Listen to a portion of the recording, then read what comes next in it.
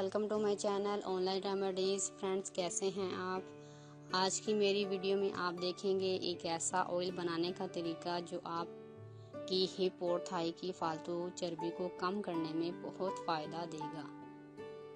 मैं आपको दो तरीके बताऊंगी, इन दोनों में से आप कोई भी यूज़ कर सकते हैं। दोनों बहुत ही ज़बरदस्त नुस्खे हैं।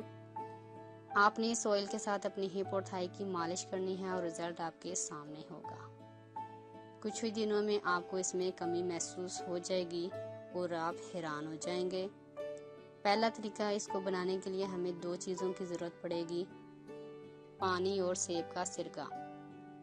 इसके बनाने का तरीका यह है कि आपने एक गिलास पानी लेना है और इसमें आपने 5 बड़े चम्मच सेब के सिरके के शामिल करके इसको मिक्स कर लेना है और अपने हिप और थाई पर लगाना है, मसाज करनी है। आधा घंटा लगा रहने दें और बाद में धो लें। रूटीन के साथ इस्तेमाल करें और फालतू चर्बी से निजात हासिल करें। दूसरा नुस्खा नोट करें और ये आपको पंसार की दुकान से बासानी मिल जाएगा। संजना 1 पाव लें, इसको आप पीस लें, इसका पाउडर बना लें। इसमें 2 बड़े लेमन के रस शामिल कर लें और 1 चम्मच शहद डालकर इसको मिक्स कर लें और अपनी हिप और थाई पर लगाएं।